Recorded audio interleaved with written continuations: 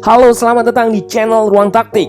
Di video kali ini kita akan bahas pertandingan antara Manchester United versus Liverpool.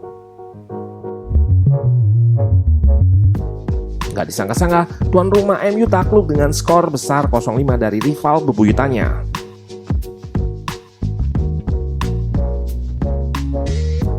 Sementara Liverpool masih belum terkalahkan dari 13 match di semua kompetisi.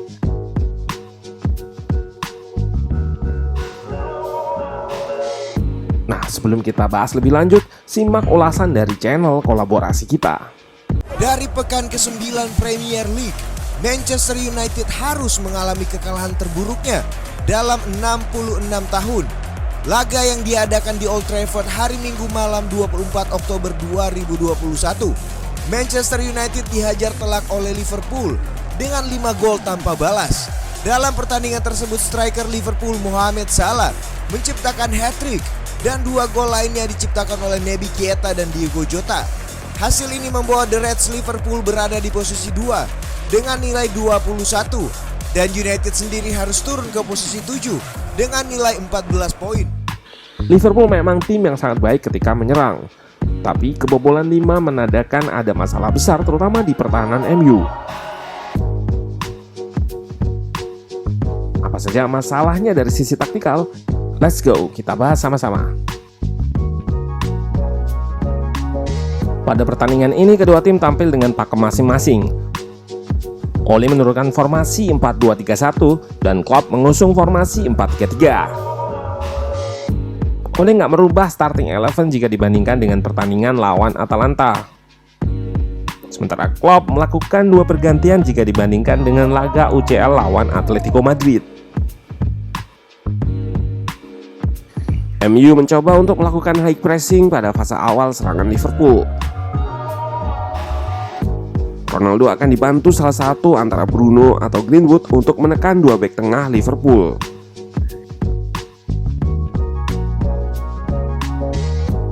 Tapi, kedua struktur tersebut memiliki masalah.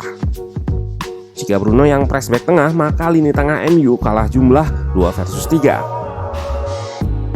Belum lagi jika Firmino turun dan 2 sayap Liverpool bergerak ke tengah.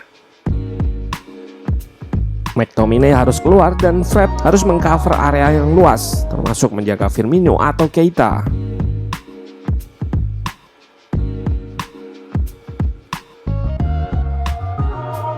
Jika Greenwood yang press back tengah, fullback kiri Liverpool akan free.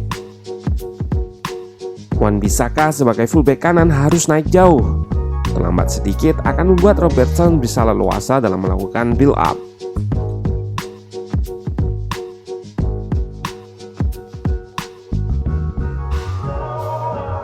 Skema fullback pressing fullback seperti ini juga memiliki kelemahan lain, yaitu meninggalkan ruang yang sangat besar di antara fullback dan back tengah atau Wan-Bissaka dengan Lindelof.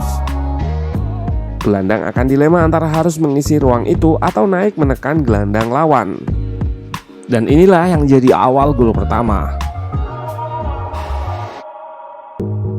Greenwood yang press Van Dijk tanpa melihat posisi Wan-Bissaka yang belum memungkinkan press Robertson. Pertahanan MU harus bergeser dan akhirnya meninggalkan lubang di sisi yang berlawanan.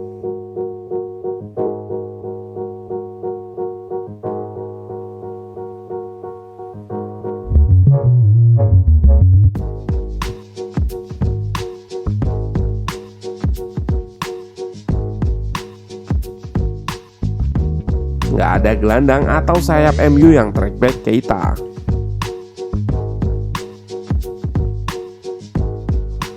Seperti di video-video sebelumnya yang sudah sering Ruang Taktik singgung, MU nggak memiliki struktur yang terorganisir ketika high press. Ditambah dengan lini depan MU yang minim kontribusi dalam melakukan pressure. Diperparah lagi dengan instruksi manajer untuk bermain high press. Struktur high press bisa saja sedikit mengalami penyesuaian karena dinamika pertandingan. Tapi yang terpenting adalah prinsipnya harus tetap dipenuhi. Orientasi marking ketika high press adalah man to man, menutup semua opsi umpan sehingga lawan dipaksa long ball atau melakukan kesalahan. Jarak dengan lawan juga nggak boleh terlalu jauh guna menjaga lawan tetap menghadap gawang sendiri. Kembali terlihat pada momen ini, prinsip-prinsip itu nggak terjalankan. Milner nggak dapat pengawalan sehingga dia bisa leluasa melakukan build up.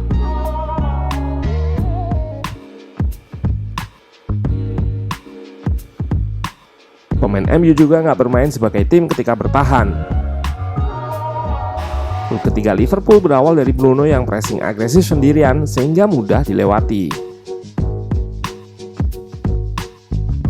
Henderson kosong, Keita kosong, Jones kosong, dan 4 pemain depan MU nggak ada tendensi untuk membantu. Jadi di gol ini bukan sepenuhnya kesalahan DM. Juga nggak ada koordinasi yang jelas siapa yang press, siapa yang cover antar Maguire dan Shaw, sehingga Keita bebas. Pertahanan yang nggak terorganisir diperburuk dengan kesalahan individual yang mendasar.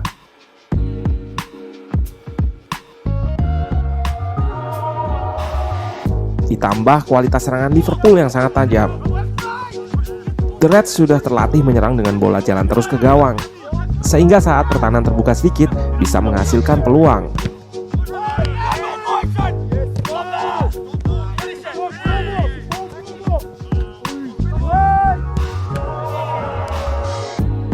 Gol kedua Liverpool berawal dari Maguire yang nggak menyapu bola. Dia dan Shaw nggak komunikasi. Kredit juga untuk Jota yang memposisikan dirinya di posisi offside beberapa detik sebelum crossing dilepaskan. Tujuannya untuk menyulitkan lawan dalam melakukan marking dan menjaga kedalaman.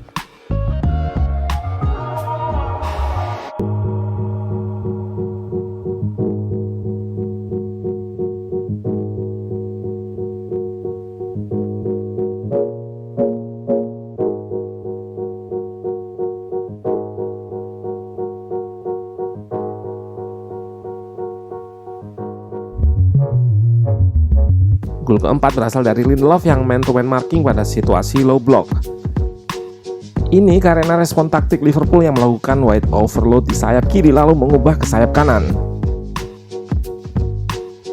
Hasilnya, terdapat ruang besar yang seharusnya di-cover oleh pemain MU lainnya.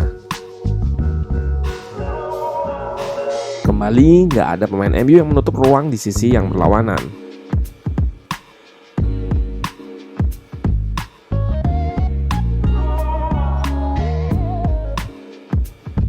Terlepas dari buruknya pertahanan MU, Liverpool juga layak diacungi jempol. The Reds menampilkan performa impresif baik secara tim maupun individu. Jika berbicara soal individu, Salah tentu saja dinobatkan sebagai man of the match dengan hat-trick yang dia cetak di Old Trafford. Sistem pertahanan MU nggak terorganisir, high press nggak dijalankan secara tim. Selain itu, kesalahan-kesalahan individual yang mendasar juga membuat pertahanan MU semakin buruk.